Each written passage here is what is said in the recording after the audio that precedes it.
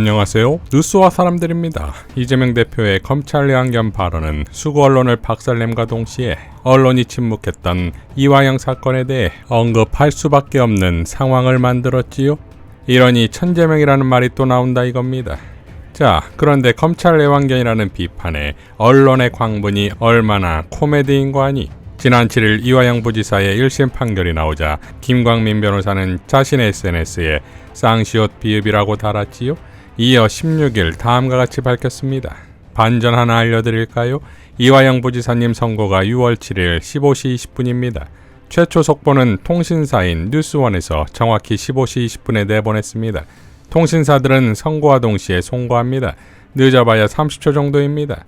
제가 쌍시옷 비읍을 게시한 것은 15시 14분입니다. 선고 6분 전이지요. 저는 수원지법 형사11부가 이화영 부지사님께 10년 가까운 중형을 선고하기 전 쌍시옷 비읍을 게시했습니다. 왜 그랬을까요? 개래개들 일망타진하기 위해서였습니다. 모두들 저에게 취재도 하지 않고 중형을 선고하자 재판부에게 욕설을 하였다라고 보도할 것이 뻔했으니까요. 아니나 다를까 조선일보를 필두로 그 누구도 저에게 취재 한번 하지 않고 중형을 선고하자 재판부에게 욕설을 하였다는 취지의 기사를 쏟아냈습니다. 나올 기사 다 나왔고 배설할 유튜브 다 배설했으니 이제 반격입니다. 싸그리 잡아서 손해배상 청구 들어갑니다. 보도를 허위로 하였으니까요. 최대한 많이 뜯어내서 이화영 부지사님 소송비에 보태겠습니다. 라고 밝혔습니다.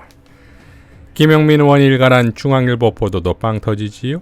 중앙일보는 4.4.5입 개헌과 뭐가 다르냐? 법조계 이재명 방탄 법안 직격이라는 제목의 기사를 보도했는데 이에 대해 김영민 의원은 다음과 같이 밝혔지요. 중앙일보 허정원, 양수민 기자님이 제가 발의한 수사기관 무고죄에 대해 비난을 하고 나섰나 봅니다. 그런데 그간 형사사법에서 발생한 조작의 역사와 이 정부의 정치적 수사에 대한 이해는 기대도 하지 않습니다만 국가보안법이라도 찾아보고 기사를 썼어야 했습니다. 수사기관이 사건을 조작하면 동일한 형으로 처벌받는 범죄는 이미 국가보안법에 있습니다. 국가의 안보를 책임지기 위해 수사를 하는 사람들마저도 이렇게 조작 금지를 강하게 정하고 있는데 일반 수사에서 사건을 조작하는 행위를 방치하는 것이 더 큰 문제가 아닐까 싶습니다. 정치검찰은 개혁하고자 하면 함께 저항하는 세력이 늘 따라오기 마련인데 대표적으로 보수언론과 친검학자, 친검법조인들입니다. 그들의 논리에 휘둘리지 않고 담대하게 개혁을 해나가겠습니다. 라고 밝혔습니다. 국가보안법 제12조 1항 타인으로 하여금 형사처분을 받게 할 목적으로 이 법의 죄에 대하여 무고 또는 위증을 하거나 증거를 날조, 인멸, 은닉한 자는 그 각 조에 정한 형에 처한다. 라고 밝혔습니다. TV조선 출신의 국힘의원 박정우는 이재명 대표의 녹취를 공개했지요. 이에 대해 이해식 수석대변인은 다음과 같이 밝혔습니다. 박정훈 의원님, 국회 첫 입상한 초선 의원의 정치가 검찰의 나팔수 역할이어서는 안 됩니다. 국민의힘이 오늘 아침 총공세라도 펼치듯 야당 대표를 향한 음해를 쏟아냈습니다. 진실을 호도해 국민의 눈을 가리려는 행태는 그 대통령의 그 여당답습니다. 특히 박정훈 의원은 이재명 대표의 위증교사 혐의를 입증할 녹취록을 확보했다며 거짓 증언을 강요했다고 주장했습니다. 없는 사실을 말해달라는 것이 거짓 증언 강요이지 있는 그대로 얘기해달라는 것이 거짓 증언 강요입니까? 있는 대로 얘기해달라는 것은 법률로 보호되는 방어권입니다. 바이든을 날리면으로 듣는 윤석열 대통령처럼 박정훈 의원도 있는 그대로 말해달라는 것이 거짓 증언 강요로 들렸습니까? 박정훈 의원과 국민의힘은 없는 사실을 만들지 마십시오. 사실대로 증언해달라는 것을 거짓 증언 강요로 음해하다니 진실이 무엇이든 왜곡해서 국민을 속이면 그만입니까? 박정훈 의원과 국민의힘은 야당 대표 때리기로 국면 전환을 시도하려는 것 같은데 국민께서는 이미 윤석열 정부와 국민의힘의 거짓말을 지겹도록 들어왔습니다. 약발이 다한 거짓말로 무능하고 무책임한 국정에 쏠린 국민의 시선을 돌릴 수 있으리라는 착각은 버리십시오. 박정훈 의원은 야당 대표의 발언을 거짓 증언 강요라고 매도한 데 대해 즉각 사과하십시오. 또한 위중교사 증거라고 신나게 들이민 녹취록은 대체 어떻게 취득했는지도 밝히십시오. 사건 관계인도 아닌 박정훈 의원이 녹취록을 얻을 곳은 검찰밖에 없어 보입니다. 검찰이 흘려준 대로 받아 떠들었다면 국민의 대표가 아니라 검찰의 대리인으로 불려야 할 것입니다. 국회 첫 입성한 초선 의원의 정치가 검찰의 나팔수 역할이어서는 안 됩니다. 자, 이러니 애완견도 과분하다는 말이 나오는 거 아니겠습니까? 양문석 의원은 이재명 대표가 조선일보사와 조선일보 사료의 자칭 언론을 향해 검찰의 애완견이라고 했다는데 애완견에 대한 지독한 모독이라고 밝혔지요. 자, 이러니 검찰 애완견에 분노한다면 아님을 입증하면 되지요. 진실에 다가가려는 취재로 기사로 증명하면 된다 이겁니다. 이런 언론 환경에서 이화영에게 탄핵 수준의 판결을 내린 재판부에 이재명 대표가 재판을 받는다는 건 택도 없을 일이지요. 지난 14일 정청래 법사위원장의 명질의로 마무리하겠습니다. 저는 상식적으로, 법률적 지식이 아니라 상식적으로 봐도 관련 있는 사건에 대해서 한번 재판을 한 사람이 그것과 유사한 재판을 했을 때 무죄를 때리기가 쉬울까요? 어려울까요? 그러면 본인이 이미 유죄라고 재판한 사건과 전혀 정반대의 판결을 할 수도 있는데 판사가 과연 그럴 수 있을까? 판사는 사람 아닙니까?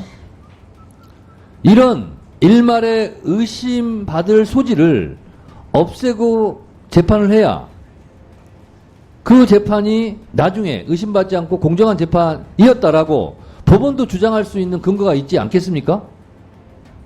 그렇잖아요. 그래서 공정하게 객관적으로 난 하겠다 하더라도 친족 간에 관련된 재판은 안 하는 거 아닙니까? 그 사람이 재판을 잘못 할 것 같으니까 아전 인수격을 할 거니까 팔이 안으로 굽을 것 같으니까 안 하는 부분도 있지만 실제로 잘 할 수 있음에도 불구하고 오해 소지를 피하기 위해서 그 사람은 재척하는 거 아닙니까? 그렇잖아요.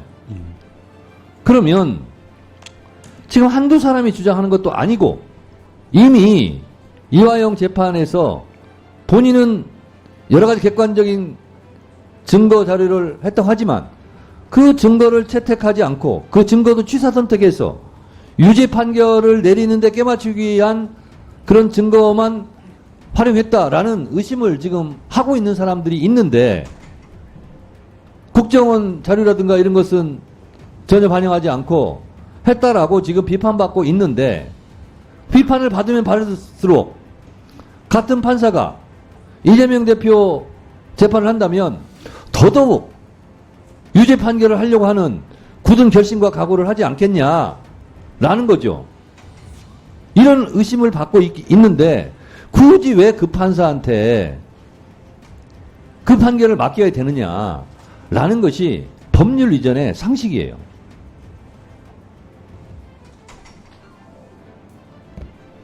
판사도 사람입니다. 그래서 제가 법원을 위해서도 이거는 분리하는 것이 좋은 거예요.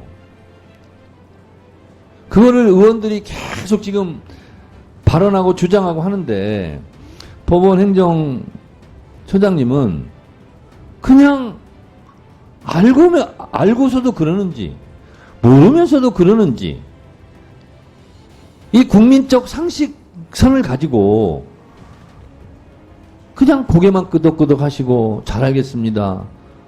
뭐 참고하겠습니다. 이렇게 발언을 하시면 법원 행정처장님도 그냥 그렇게 한통속인가? 국민들도 이 방송을 지켜보는 분들도 의심할 수밖에 없어요. 나는 안 그런데 국민들 의심하지 마십시오. 이렇게 강변하시겠습니까? 우리 법원은 그렇게 하지 않습니다. 법원이 판사들이 신인가요? 사람이잖아요. 신도 오류가 있어요. 사람은 한겨울 오류를 갖고 있는 완전하지 못한 사람들이에요. 그래서 재판도 3심까지 하지 않습니까? 그래서 이런 부분은 법원을 위해서도 누구를 위해서도 저는 진짜 법원에서 심사숙고할 사안이다 라고 저는 생각을 합니다.